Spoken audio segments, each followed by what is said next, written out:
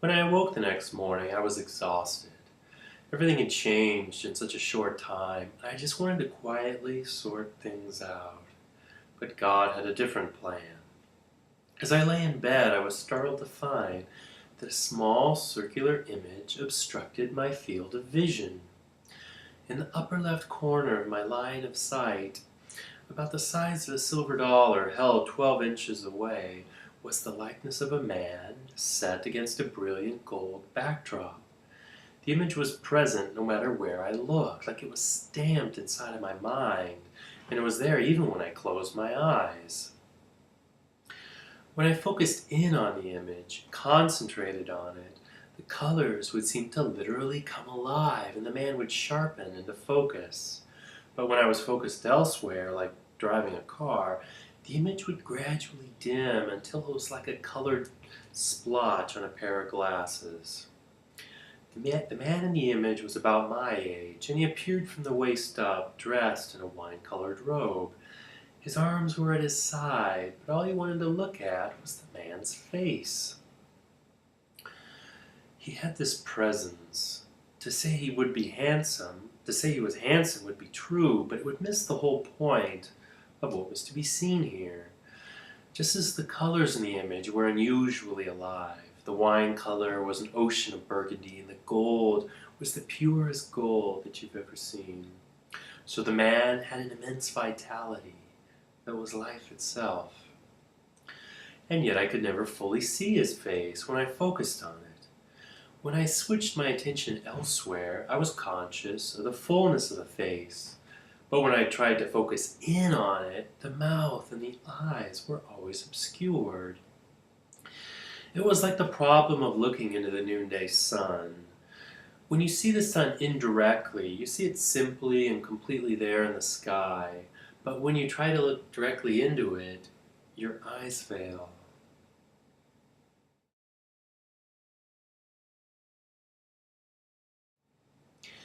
I knew the man was from the ancient Mediterranean because of his robe, his tan skin, and his dark shoulder-length hair. I thought that the image was a picture and that God was showing me that I should read or study this person. But who was he? God was silent on that point. I hoped it was Socrates, Plato, or Aristotle. After all, our minds want to stay with what's comfortable, and that's what I knew.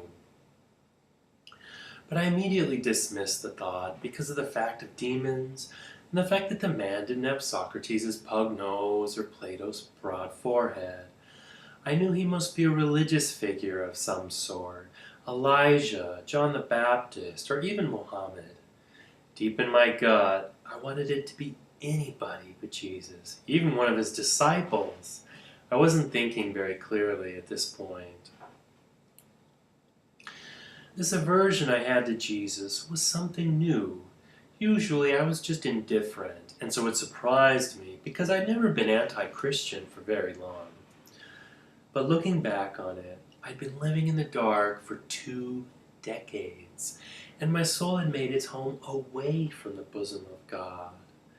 Now that I was being called completely out of it, my old self protested.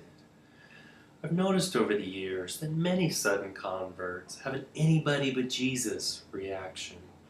This comes from sin, from alienation, both our own and from demonic influence. And it is actually a sure sign that Jesus is the way, the truth, and the life. For if Jesus was not the truth and the life, there would not be a mysterious aversion to him and only him among so many of us sudden converts. So make no mistake, demons have an order of preference when it comes to religions, and they'll try to lead you anywhere but Christianity, and especially Christ's mystical body, the Catholic Church. Now the image would remain in my mind for 10 days. After a few days, the persistence of the image began to weigh on me, day and night.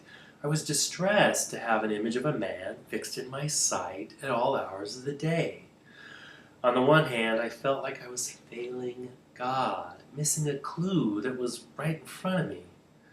On the other hand, I felt like I was being pursued without a chance of escape, like the man was staring at me, and that I was being branded or claimed in some way, and it was not a comfortable thought. What was I to do? In a state of desperation, I focused again on the picture. The image grew radiant as always, and then something happened. The man's thick hair lightly blew, as if in a gentle breeze. Couldn't believe it, so I looked again and again.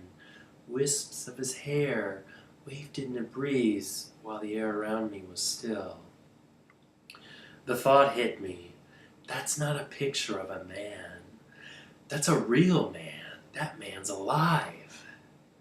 And it was obvious that he wasn't simply alive in our familiar world, but that his life transcended all of our scientific categories, and that he must be alive in heaven. This increased my desire to know who the man was, but the truth is, I knew who he was, even if I did try to hide it from myself. And now that I knew it was a living man looking at me, I couldn't keep up the self-deception. Even if I couldn't see him clearly, I knew he could see me clearly, and so I admitted, it's Jesus. Yes, it's Jesus.